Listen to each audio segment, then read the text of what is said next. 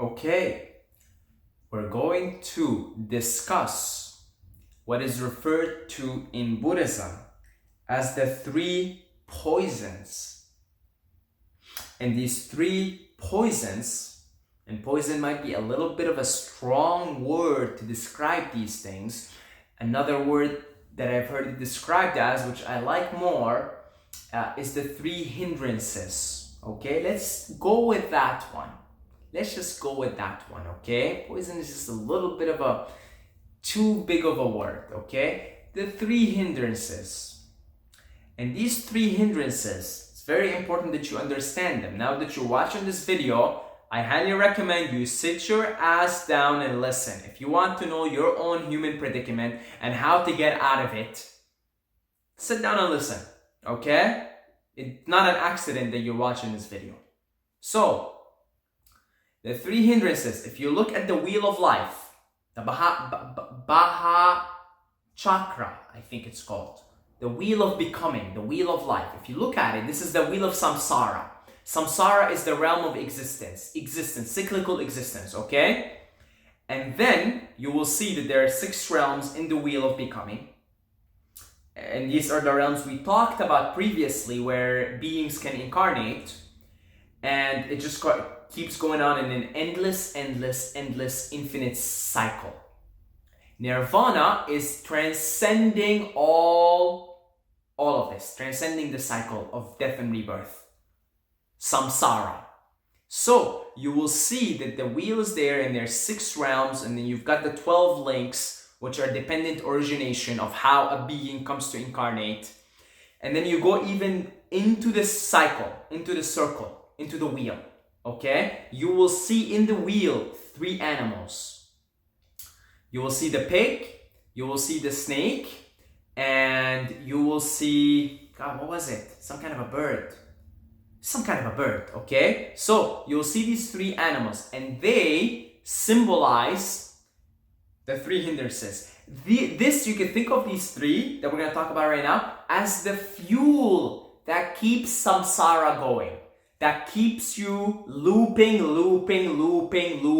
wandering endlessly in the cycle of death and rebirth in samsara. This is the fuel.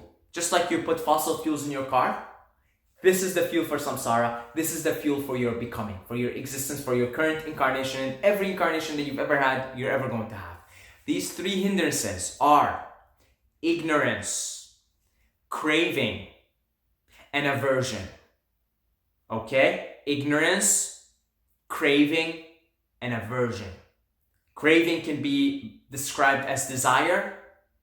And then ignorance, you could also say delusion. You could use delusion, you could use ignorance, you could use the word craving or desire, and you could use the word hatred or aversion.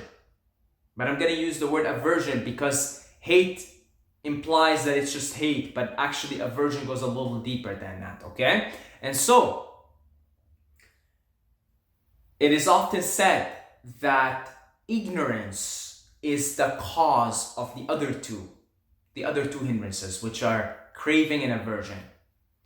And so ignorance, it seems agreed upon actually by all world religions, is the original sin. Sin means to miss the mark. Don't go around thinking it's evil and it's the devil and it's bad and all that. No. The word sin means to miss the mark. The original sin, ladies and gentlemen, is ignorance. And the Buddha pointed that out over and over. Ignorance. Jesus said, Father, forgive them, for they do not know what they're doing. They do not know.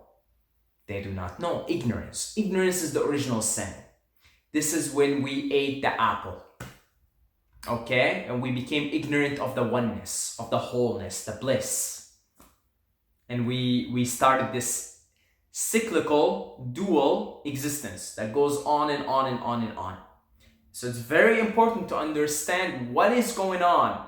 Without ignorance, you ain't got a chance in hell. Not a snowball's chance in hell that you're going to be liberated or you're going to at least find solutions to your predicaments that you find yourself in as a human being right now. That isn't going to happen if you're ignorant. Because it is ignorant that breeds aversion and it breeds craving. and it's keeping you taking on a birth. Here we go, with all its pains and aches. I mean, you slide into here crying, for God's sake. That's got to tell you something about samsara. The fact that every baby comes sliding into his mom's vagina crying. For God's sake. There's something to be said there about samsara right there, okay? So, I don't want to demonize samsara, okay? I'm going to also tell you some things about it and, paint it in a positive way as well, just for you to see the whole game or what's happening, okay? So, yeah, ignorance. Ignorance, not knowing, not seeing reality as it is, also called delusion, okay? Also called delusion, the original sin, ignorance, not knowing. So in our not knowing, in our not seeing reality for what it is. So take an average person, has no idea what the hell is going on, no idea that they're having a human incarnation, that they've had thousands and millions of incarnations in the past, and that's the result. They're now the result of all that happened in their past. They have no idea how the game runs, nothing at all. They're just going by driving to get some McDonald's. Now that is an ignorant person. They are not aware of their own predicament. They are not aware of what's going on. Okay? They just don't see it. They don't have the third person perspective to see it. They're playing the game first person, I mean, think about it. You're standing on the balcony and you see an accident about to happen. Okay? Now you see it from your third person point of view, and you say to the driver on the right, just go right. There's a car, you don't see it. Just go right, go right. What are you doing? You're gonna get in an accident. He has no idea. He's in first person. He doesn't see the other car coming. And boom, they get in an accident. Now you in the third person could see. You have knowledge. You could see it. You just see it. You're on the balcony. You get the third person perspective. But neither of the drivers see it. They're in first person. As far as they're concerned, they're driving. There's no one else that's gonna come and crash to them in about 2 seconds. They just don't see it. And that's ignorance. It's not seeing. It's like if you're ever watching a game, a soccer game or something, basketball, and you say to the player, you should have passed it, you should have passed it. Well, you could see it, but the player can't. He's in first person. He didn't see that he should have passed. Okay? So often we say players that have great vision are the ones that, even though they're playing in this first person, they can see a player making a run all the way that someone else would not have seen it. Somebody like Xavi, Zidane. They could see things, and that's why they're such great players. Because even in first person, they could see things more in third person. That's ignorance. That's not knowing your predicament. What's happening? How am I here? What led me to this incarnation? I mean, you've got at least, a good 60% of the world's population more does not even believe in reincarnation. Then therefore, at least minimum 60% of the world's population is ignorant of what the hell is going on. Reincarnation is a fact, ladies and gentlemen. Okay, it is the way of things. It is the way of things. I don't have to explain it. Buddha doesn't have to explain it. Nobody has to explain it. It is the way of things. Whether you like it or not, it is the way of things. It is the way of things. We've got internet. Cats can go around ignoring all they want, saying, no, you don't have internet. But we have internet. Electricity, you can deny electricity all you want. Oh, I can't see electricity. But it's there, its power is there. Reincarnation is there, ladies and gentlemen. You wanna go on with your skeptical mind, go on that trip. Okay, just feed the ignorance even more. But that's the ignorance. The ignorance is not knowing. Not knowing. Father, forgive them, for they not know what they do. Because they don't know. Because the reason why most people are wandering endlessly and aimlessly in samsara is because they got no idea. Delusion, ignorance. And that's the fuel that keeps the samsara going, mind you. See, we're talking about these 3 hindrances. They're fuels to the cycle. They fuel it, they keep it going. Without them, there's no universe. It doesn't exist. Samsara doesn't exist. There's only nirvana. Okay? So that's why it's very important to educate yourself about the Dharma, the teaching. The Dharma is the Buddhist word for teaching. Now, in the Hindu context, Dharma is your duty. It's your role to play in the game. But it can also be used to mean teaching. Okay, it's a Sanskrit word, a multi-purpose, multi-talented word, if you will. Okay, so it's very important to shed light on the darkness that is your life. I mean, before I started learning all of this, I was living in the darkness. I was asleep. I was like in the cave, in a dark cave. You know the Plato's allegory of the cave? I've made a video about it before. I was like one of those prisoners living in the cave, in the shadows, thinking that it's real, thinking those shadows are real. It's very important to learn. It's very important to educate yourself. Okay, it's very important to know, to question things, to observe things. Observe them for yourself. Verify them for yourself. Learn as much as you can. Get the teachings. Go learn about Buddhism. Learn about Sanatana Dharma. It's Sanatana Dharma. Okay, Sanatana Dharma. Buddhism, Hinduism, all of these names are just different traditions of Sanatana Dharma, which means the eternal way, the way of things, the Tao. Teach yourself about the Tao. Go and pick up Tao Te Ching, read it, and then go to nature and observe it. Observe it in your own being. But it's very important. This is why I make these videos, to educate myself and then educate you in the process. The way I explain things to myself is through these videos. I needed an explanation of these 3 hindrances. So guess what I do? I learn about them from teachers on YouTube, Tibetan tukus and lamas, and then I say, okay, well now I gotta teach it to myself. So then I sit down and I make a video on it, and boom, see, the understanding is there. Once the understanding is there, the illumination is there, the action is going to be different, because mind creates matter. Everything starts in your mind. If you fix your mind, if you put in the proper things, they call it right view. It's one of the tenets of the Eightfold Path, right view. So not delusional, not ignorant, but knowing. It's a different story altogether, folks, because your actions and your behaviors and your thoughts will now follow right view, right perception, knowing. Okay? So teach yourself as much as you can about this. You gotta know this stuff. If you don't, you're a slave. You're nothing more than a slave to whatever programs that are in you. Plain and simple. Okay? So ignorance is the first hindrance and the one often leading to the other 2. Now let's talk about the other 2. Craving and aversion. Let's talk about craving, desire. You know, I've heard Ram Dass say this before. Desire creates the universe. Desire creates the universe. Desire creates the universe.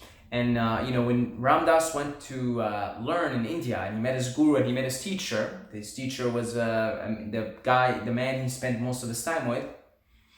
One of the first things he wrote for him is desire creates the universe. Desirelessness is moksha. It's liberation. So let's understand desire a little bit more. You and I would not be here if it wasn't for our desires.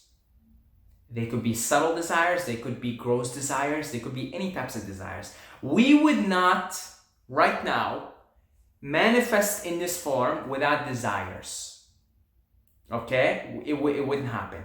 And these desires take on many shapes and forms. The most obvious forms of the desires are the desire for sense gratification. That's what keeps most of us wandering endlessly and aimlessly in samsara. Birth after birth, death after death. You know what the Buddha said? The Buddha said, if you were able to look back and see how many tears you have shed for all the millions of incarnations that you have taken, you would just be like, okay, whatever I gotta do to reach nirvana, let me do that right now. You know, because Buddha saw, he was enlightened. He looked at his past lives. He saw 99,000 and he said, that's just a little dust. He said, if you knew how many tears you have shed in the process of birth and death and old age and sickness and disease, he said, you would not even be able to handle it. It would be too much. He says that it's a gift that you have amnesia. Because if you were to remember all the suffering, you would not be able to handle it. Okay? So, starting with the basic sense desires for gratification, that could be food. You see all these people that are obsessed with foods. They got, because every sentient being has the right to enjoy themselves, whatever that enjoyment is, in this amusement park. Samsara is the amusement park, ladies and gentlemen. You could do whatever you want with it, and you're precisely doing that, and I'm precisely doing that, and that's why we're here. We're manifestations here in physical form because we have desires that we want to fulfill. And we will take a birth for it, and we will get old for it, and die for it, just to experience. This is the whole point of the amusement park. This is the whole point of samsara. This is not I don't want you to understand this as a demonizing of samsara or as a judgment. I'm here like you because of my desires. Okay, I'm here, and I'll tell you about my desires in a second. But it's good to know this, because then you could be like, that's why I'm here. I see, that's why I'm here. And this is your right. This is why the amusement park exists. You are consciousness, experiencing yourself subjectively, experiencing yourself in all these adventures and all these experiences. So, you have people, I'm sure you know them, maybe you, or part-time you live to eat. You live to eat. Wow, that's your desire. You took on an incarnation just to eat. Just to experience the sense of taste. You know people like that. You see, they have YouTube channels just about food. They're foodies. They call themselves foodies. What they are basically saying when they call themselves foodie is they're saying, I have unfulfilled desires to gratify my taste buds, and I took on this birth to do just that. And I'm willing to go through the pain of being born, all the crying, and I'm willing to go through the old age and the disease and the sickness and all the suffering that comes with it, just to experience that. And it is your right. That's why the amusement park exists. That's why samsara exists. It is absolutely your right. But you got to recognize that it is creating suffering. Ultimately, because all of these things are transient and flickering. Now, here I am in my holiness, talking about this, look at these foodies, they're, poor them. Well, no, I'm here because of my desires too. Now, I've got a lot of them. That's why I'm here. I've got a lot of them. Now, what about this, making videos? I'm part of the consciousness community. What about this? That's a desire too. I get a desire to spread the light. That's my desire. I can't shut up here. Unfortunately for me, for you, I can't shut up. I can't not spread the light. I can't not illuminate myself and others. You think that's a good thing? It's neither good nor bad. It's my desire. If I didn't have the desire, I wouldn't have taken on the birth. I've suffered. I've suffered in my childhood. I could sit down with you here and we would really need a cup of wine, violin, and lots of tissue paper. If I was to tell you about my childhood, more than a cup of wine. More than a box of tissue paper. We need at least 3 violinists of the highest caliber to deliver to you how much suffering I've had in my childhood. Okay? And perhaps, who knows, maybe more suffering to go. I might get crippled or something. Who knows? You never know. And boom, I gotta deal with this physical thing. But I've got this desire in me to spread the light. I'm doing it. I can't not do it. And I took on a birth just to do it. Amongst many things. Okay, I've got a desire for peanut butter. I'm trying to wean myself. I've done a good job now for 8 days. But yesterday I crumbled, okay? I'm still eating fruits, but I crumbled. I had to eat peanut butter. That's a desire. It's a desire. And so you got to realize all these things bring you suffering ultimately. Even the desire to spread light, because you've got to take on a birth and you've got to do all of this. You've got to go through suffering. You've got to die. And repeat. And here's what creates suffering. So in the process of gratifying our desires, we create karma. And it is the karma that actually keeps us moving through samsara over and over. Because what happens is this. You take on a birth and you want a Lamborghini and a mansion. Okay, those are my desires. Now, it is your right as consciousness, because this is why the amusement park exists. Now, here's the problem. You will do whatever it takes to fulfill your desires. You will cheat people. You will treat people as objects. You will do whatever to make the money you need so you could fulfill your desire of a Lamborghini and a mansion. Wow! How much karma did you create in the way? And how many lifetimes you've got to come back now and reap what you sow? If you've stepped over 1,000 people to get to what you want, to your desire, guess what? These 1,000 people, you're going to have to come back and deal with the karma that comes as a result. And how many lifetimes? That you might have just in one lifetime created 1,000 future lifetimes. Do you guys understand the magnitude of this thing? This is why ignorance breeds the other two hindrances. Because it is ignorance of what is happening, what is going on. And it blows your mind when you start to understand what's going on.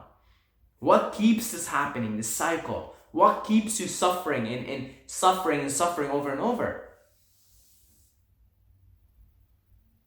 Okay, so you understand now, in this pursuit to fulfill the desire, you end up creating karma, which keeps you in the game. Now, okay, well, what about spreading the light? Now, that is a good desire, a higher desire. I'm still creating good karma, unfortunately, here. I'm creating good karma, aren't I? You guys, some of you guys, I mean, I see the comments all the time. Man, you're one of my favorite YouTubers. Your videos help me tremendously, this and that. I'm creating good karma. Now, what happens as a result is God knows how many more lifetimes I'm creating for myself here, because I gotta come back and reap the good stuff, the good rewards. Now, that is much better than coming back and reaping some bad shit. Okay, that's much better, obviously. Because hopefully, in that sort of reaping of the good karma, I could finally sit down and meditate and liberate myself from this cycle altogether. You see? But still, I'm still, by this desire to spread the light, I'm creating good karma. And that just kind of keeps me in the game longer. It's creating many future lifetimes that I have to come back and reap it. So you get a guy like The Rock, for example. Okay, The Rock. Perfect man. Perfect. He's 6'5". Huge muscles. Okay, big giant muscles. One of the best looking people ever. Rich, handsome, strong, smart. What do you think? You think that's an accident? No, he's reaping the rewards of some good karma in the past. He must have done a lot of good in his past to be in such a position right now. But he created another life for himself by doing that. That's just a game. And he'll probably go on. I mean, he seems like a very benevolent, good soul that has done a lot of good in his past. It probably won't just be this lifetime, but many future ones. And in one of them, he'll start to realize that even that's not bringing him happiness. He'll sit down and meditate and finally, eventually, in one lifetime, just like the Buddha did, reach nirvana, liberation. Your karma's finished, it's done. And now you're free. Now you actually now have free will. You actually now are free. You want to come back to samsara, you want to hang around in nirvana, you want to be in nirvana, in samsara, which is possible, which is what the Buddha was. Essentially, the Buddha could have stayed in nirvana, but he decided to come back to samsara to teach. But there's no karma there. It's done. It's finished. He's done. He's permanently enlightened. He's finished the game. Millions and millions of incarnations it took him, but he's done. He's finished the game. He got enlightened. And you know what's amazing about the Buddha and all these enlightened beings? It's not that they came here enlightened. They got here enlightened. They came here. They were very close. They got enlightened while they were here.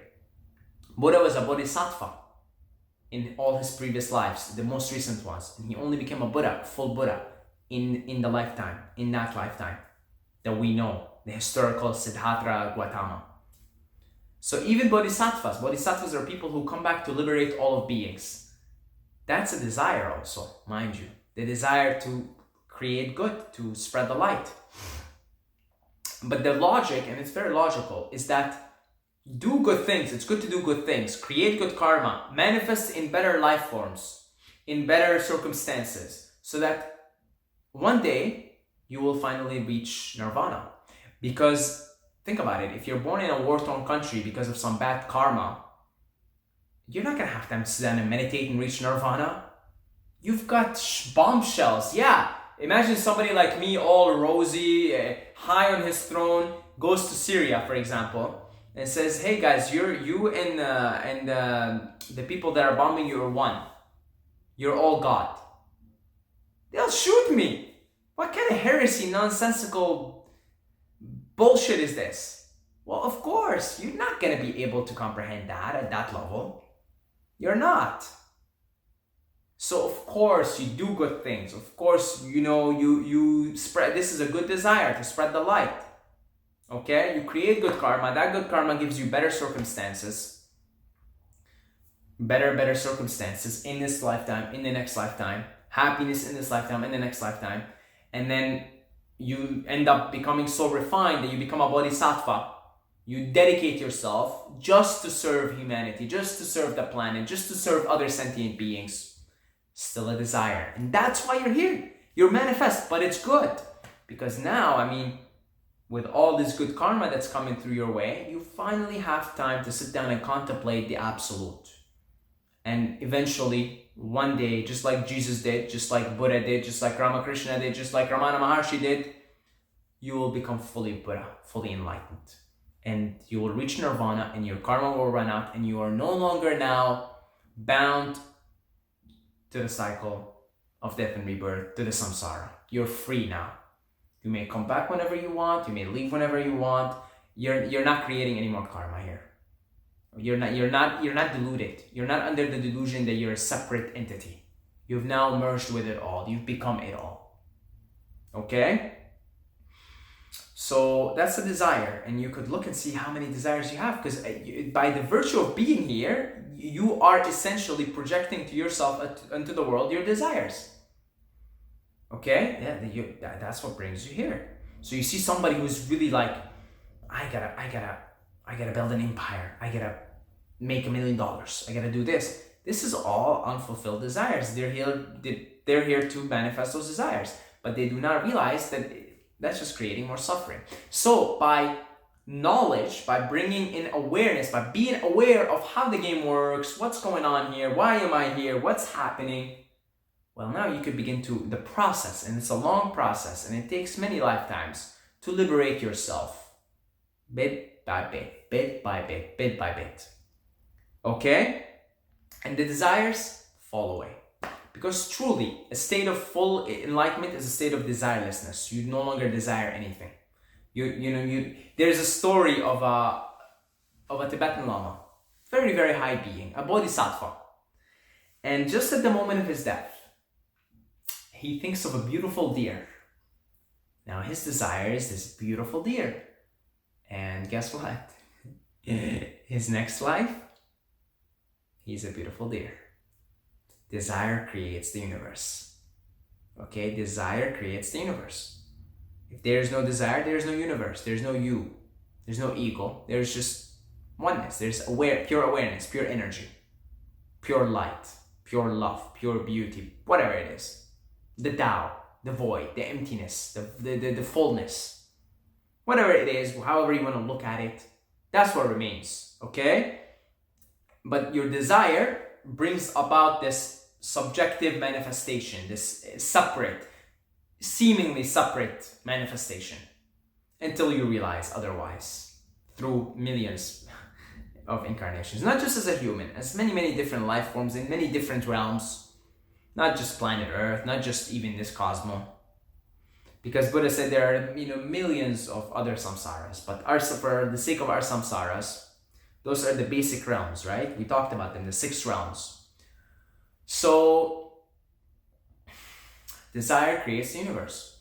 Now I'm going to stop this because we're about 30 minutes in, and it's going to stop recording pretty soon. And we'll talk about the third one, the third hindrance, which is aversion.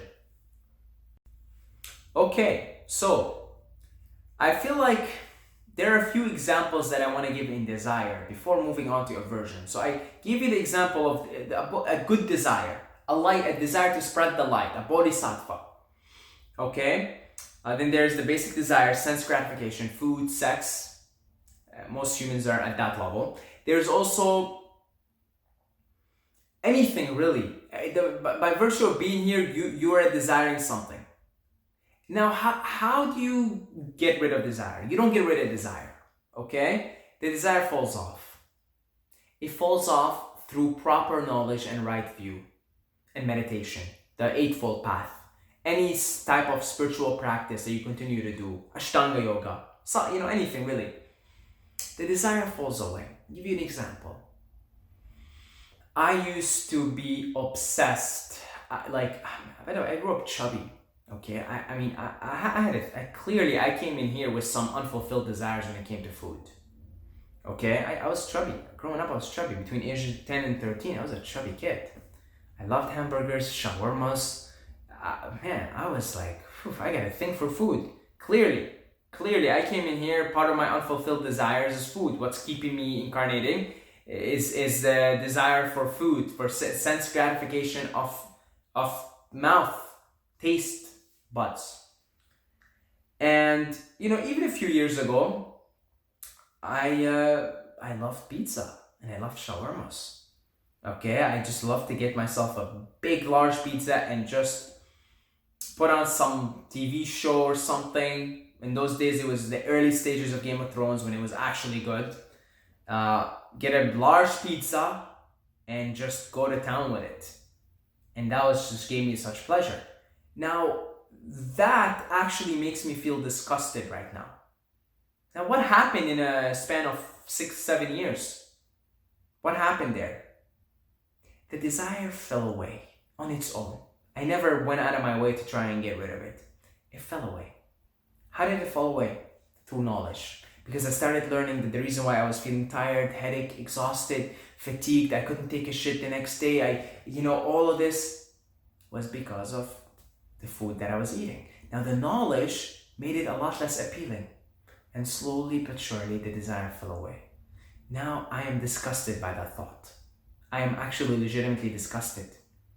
If I see a big pizza in front of me right now, and you tell me you have to eat it, I'll be like, why do I have to go through this torture? 5-6 years ago? It was one of my pleasures, one of the things I looked forward to. I would wake up and say, let me do what I have to do today because I can't wait for that pizza. Now I'm disgusted by it. Now what changed? Only knowledge changed, illumination changed. The desire falls away on its own. Now, of course, so it falls away. It's like an onion, right? It falls away, so it fell away, but of course there are other desires there. And now one of my desires is spreading the light. The minute I stop making videos, that desire has fallen away also. Okay, once I stop making videos, which doesn't look like anytime soon, okay? But when this desire to spread and share the light and share the findings with you, when it stops, then when I stop making videos altogether, then that fell too. And I'm probably even closer to nirvana now. Okay? Because all bodhisattvas, they're using their desire to spread the light to manifest in physical form. You see? So they fall away like an onion until there's nothing. That's the void, the emptiness. That's nirvana. Okay? Because you realize there's nothing in the onion. You peel it off until there's nothing. So they fall away. You don't try to fight them. They just fall away with knowledge and illumination and experience. Just fall away on their own. Fall away. Right? Just fall away. Boom. The desire for... You just really at some point you might be disgusted by some of the things that were giving you such pleasure. Now, disgusted is a heavy word here because the third hindrance, it's aversion. And that's hatred, also known as hating something, but it's being averted. It's not wanting something, avoiding something, avoiding unpleasantness. Okay? Now, I might be disgusted by a big giant pizza right now. I'm not going to eat it. I'm just not going to eat it. I know what's going to happen. I have the knowledge to know what's going to happen if I eat it. I don't want to be knocked. I like making these videos. I like to be sharp in my videos. I like to be sharp overall. I like to be sharp with people. I like to have high energy. I'm not going to eat it. I know. Aversion is different. Aversion is if something comes to you, like an unpleasant situation, and you try to avoid it. That's also fueling the cycle of samsara. avoiding unpleasantness when it comes to you. It's not seeking unpleasantness. That's a desire. Also, I'm gonna go seek unpleasantness. No, it's avoiding unpleasantness. Avoiding it. If it comes to you, you handle it. You face the problem head on. You face the pain head on. You don't avoid it. It's aversion. It's the avoidance of the pain, avoidance of unpleasantness. Rather, it's not chasing. Don't chase. That's a desire. You're creating a universe with that desire. You're creating unpleasant circumstances with your desire to chase unpleasant things. Because you know those people. They like to go and do unpleasant things to challenge themselves, right? It's a desire. It's creating their universe. It's creating unpleasant situations for them. Desire creates the universe. Aversion is avoiding something that is unpleasant. Okay? And here's what happens. This is what makes it keeps it fueling samsara. Let's say you're stuck in traffic. And I know this noise is there, but let's not avert it here. Let's go into it. Okay? I'm okay with it. So if you're annoyed by the noise, don't avert it. It came to you. I don't want to pause this video right now. Okay? Because I'm in the flow. And you know what? This is a perfect example right there of aversion. Unpleasantness. Unpleasant sound. But we're going to keep going with it. You're going to listen to my words and you're going to comprehend them despite the sound. So, say you're stuck in traffic and it's unpleasant. Now you didn't seek to be stuck in traffic. You didn't get out of your house. I'm gonna go get stuck in traffic to test. Okay, I'm gonna test my skills. No, you're stuck in traffic. It's unpleasant. Okay. Now, if you're gonna start honking at people and trying to cut people in lane to get 5 minutes faster to your house, oh boy, you're creating bad karma there. You're creating unpleasantness for others. You're creating karma, and it is this karma that keeps the cycle going. You understand? So in your pursuit of aversion of unpleasantness, you create karma which keeps this cycle going. Because if I am stuck in traffic and I'm going around being an asshole to everybody because I hate traffic and I want to get home 10 minutes earlier, I probably just pissed off 100 people. I just added like negativity to their day on purpose with my intention because I want me first. I want to get home 10 minutes earlier. That karma, it's gonna have to be cashed out at some point. So you might have just created a new lifetime for yourself because you were so pissed off in traffic. And you better hope that it gets cashed out in this life. So you don't have to take another birth just to experience the consequences of you adding negativity on purpose, intention for your own selfish purpose to these 100 people. You see that it's the ignorance of it that makes it possible for the hindrance of craving and aversion to keep fueling your existence, your cyclical existence that is characterized by nothing but unsatisfactoriness, suffering, because everything is impermanent. Okay? So hopefully you understand the depth of everything that I shared here, and you understand the implications, and they're pretty serious here. They're serious implications, boys and girls, ladies and gentlemen, folks, anybody watching. There is some far-reaching implications to these teachings. Educate yourself and be mindful. Practice mindfulness, practice meditation. Meditation will bring into your awareness all these things. And mindfulness, you'll become more mindful. So the next time you're stuck in an unpleasant situation, you say, okay, it's unpleasant, it'll pass like everything else. But let's not create negative karma here, because I'm trying to relieve my aversion, relieve my unpleasantness, and in the process of me relieving it, I'm gonna create misery for 100 other people. You see? So it's what happens from the desire and from the aversion and from the ignorance results in karma, keeps you going, creates many, many lifetimes. So somebody who comes here and wants to gratify their sexual sensations, they want to gratify themselves sexually. So they go end up having, you know, 30 sex with 30 different people in high school and in university, and they don't care for these people.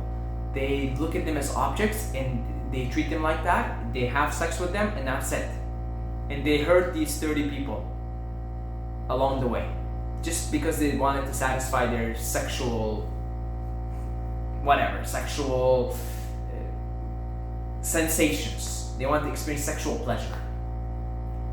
You know how many lifetimes you've just created in the span of a year of doing this? Oh boy. You know how many lifetimes you're gonna have to come back and reap what you've sown? Not just in this lifetime, but you might have just created 10 other lifetimes. And you're gonna have to come back, and each lifetime you're gonna have to experience what you have done to that person. You might have to take on an incarnation of a woman and experience what it's like to be treated like that. Yeah, this is serious stuff, okay? This is serious stuff. So go on and educate yourself. Go on and educate yourself, okay? Because it is ignorance that keeps this happening. I want to thank all the Patreons for supporting this channel. You guys are amazing. You guys are awesome. I am confident that the more and more we get support, the more that in the future I will be able to do this full time. I'm pretty confident of it.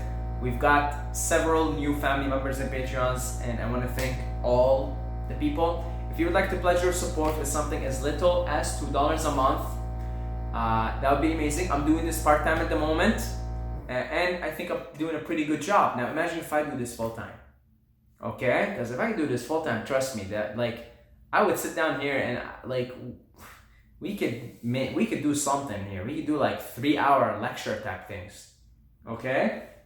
Because I'm dedicated for this type of work, and if I could do this full-time, the quality of the videos, the content, the knowledge, the teachings would even rise above what they are right now, because I would have more time on my hands to do this. So thank you to all the current Patreons and all the future ones. I appreciate all the support. The link is in the description, and until next time, may the force be with you.